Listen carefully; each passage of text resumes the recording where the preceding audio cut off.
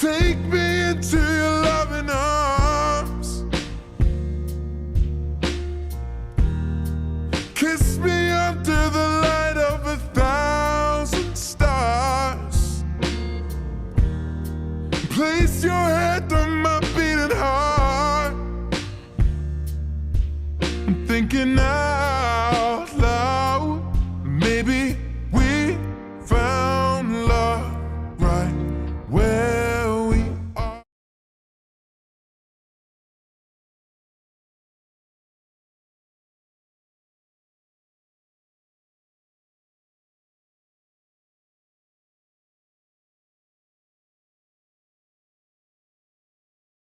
Life's been rough the past few years. My older brother and I have been having pretty crappy school lives. Everything would have been fine for us if we hadn't gotten mixed up in the wrong crowd, but being the naive people we were, we didn't know any better. The group of friends we made liked to cause trouble, and so did I. My brother was indifferent. He didn't care much for anything, he just followed along. Normally we'd quit and call it a night when things got too wild, but one time things got a little out of control. Me crashing my mother's car, my brother being sent to the hospital. Thankfully it wasn't anything too serious, otherwise I would have been plagued with guilt for as long as my body roams this planet. Just, a lot of things went down. My mom made me pay off the car by working part-time jobs. That was something we did not see eye to eye on at first, but she warned me of the consequences that came with disobeying her. Let's just say it took me several jobs of quitting and being fired before I started accepting it. Someone took this as an opportunity to get their hands under the rug I stood on, that someone being Elaine. I guess I was a real head-turner, as some people would say, and for that reason Elaine didn't want me coming anywhere near her man. I knew something was off with that chick when I noticed she'd throw those bitchy glares at me in the halls. To be honest, there was only one person I had any sort of interest in. He's on the football team, a gray dyed-haired guy, smile lighter than the sun itself. I'm almost certain Elaine had no interest in him, so she was just being an overprotective, paranoid bitch. Anyway, back on topic. Elaine took the accident as an opportunity to spread rumors about me, trying to get my friends and everyone to turn on me. While they didn't drop our friendship up front, the group kind of died with everyone going their separate ways. I don't know if that was for the best or not, but she had no right getting involved. Elaine started this crazy rumor about me being a drug addict, and being high during the time of the crash. No one knew these rumors were actually coming from her, but I wasn't stupid enough to where I couldn't see past the whole sweet pretty blonde girl front she put on. Her rumors started getting so outlandish and perpetuated that the school heads got involved, threatening to expel me on numerous occasions. She became more persistent and expanded her tactics when she found out that I knew it was her behind this whole shitstorm.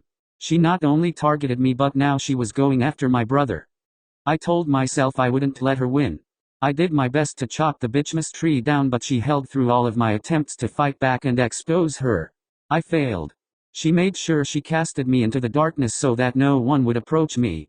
I just hid in the shadows, head low, probably like she expected me to. It was easier that way. It helped me stay out of trouble and away from the judgmental eyes of others. It also meant that I couldn't talk to anyone, I couldn't make any friends, I couldn't talk to my crush. Though that last one probably isn't anything too important, since his brain is probably the size of a pebble anyway. After hearing that she had other targets, I approached them with the proposal to speak out against her, but they'd already pissed their pants. Lucky me. I gave up on trying to fight back. I was tired. It was okay since she left my brother alone though, so that was spiffy. I'd grown to accept roaming in the shadows of others. But I still despised Elaine with a flaming passion. My newest job was actually much more comfortable and welcoming than the previous ones, despite being a dishwasher and all. Sandra's nice, I guess, strolling around with her goofy southern accent. Then there's that boy, Toru. He could use a buffet or two, just saying. I could always see behind his soft, heart-wrenching smile lies pain and sadness. It was the same for my brother and I. Our lives have been total roller coaster rides. My brother became numb to it all. I handled it a different way, that being anger. I grew to be a total hothead who would snap at just about anything. I was almost like a delinquent my first couple of years at this school. Hanging out with my group only made it that much more of a possibility. Toru's a good kid. I felt bad for him after finding out that Elaine was targeting him. I would have loved to crush her then and there, but no one was willing to back me up. He seemed strong enough to handle himself though, so I let it be. After waiting it out, I saw that what she was doing to Toru was much worse than what she did to me, or anyone else for that matter. Toru seems like the shy and timid type. She took advantage of that and tried to worm her way into his life only to tear it apart from the inside. One day Toru came to work trying to hide his tears, but I could see the puffiness under his eyes. Not only that, but she got his own friends to turn hostile towards him. I still believed he could make it through, but after hearing what Toru's jockey friend Iwaizumi told me, I don't think that's the case anymore. They pushed him beyond his breaking point, and that's unforgivable. Elaine is a selfish, manipulative bitch ruining others' lives for her own gain. After hearing the news, how she was exposed to be the bitch she really was, I decided it was my time to strike. I didn't care if I was suspended for what I was about to do, even if the consequence for it was expulsion, so be it. The first thing I did when I arrived at the school was track her down. I hoped with every fiber of being that she decided to show up today. I stormed through the doors, stepping out of the shadows I'd been hiding in for so long. I marched down every hall, scanning them thoroughly. I would have missed Elaine passing by me if it weren't for her cheap perfume catching my nose. I like to refer to it as stench o laho. She wore a straw hat, sunglasses, and wrapped her hair in a bun. This chick thought she could fool everyone with her dumb, gaudy outfit. I pinned her up against a nearby locker, sending her straw hat falling to the floor. She looked startled. I would be too if I was in her position. I flicked her glasses off and pulled out her dumb bun, revealing her to all of the bystanders. A crowd full of murmurs and mumbling soon formed around us. Elaine shoved me away from her, trying to distance us. Her calm, collected look she usually wore was now full of hatred, and to be honest, I liked that. It showed how much she was losing control. It got my blood boiling, making me want to beat her even more. To my surprise, I wasn't the one to take the initiative. She lunged at me, knocking me into a locker on the opposite side of the hall. I steadied myself and reapproached with my expression darkening. She tried to lunge at me once more, but I grabbed her arms, stopping her in place. I shoved her back and followed up with a punch to her stomach. She growled and pulled on my hair.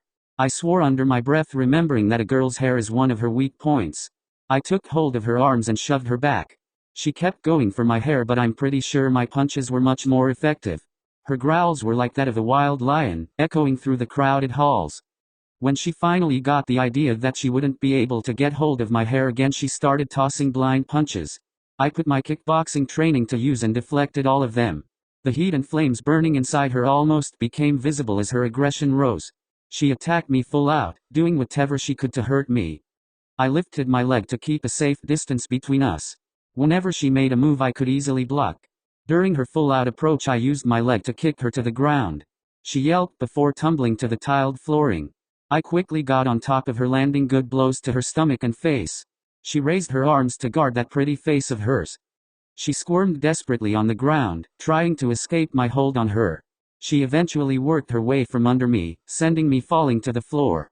She took this moment to run. She grabbed her head and glasses and disappeared out of sight.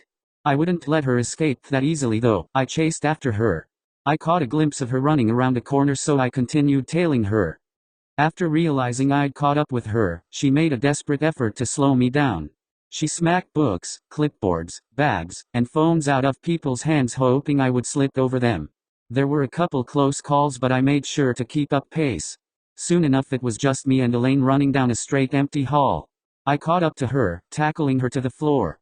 We struggled on the ground for a while before she accepted her defeat.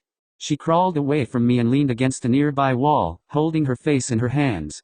I stood there and watched as she sat silently.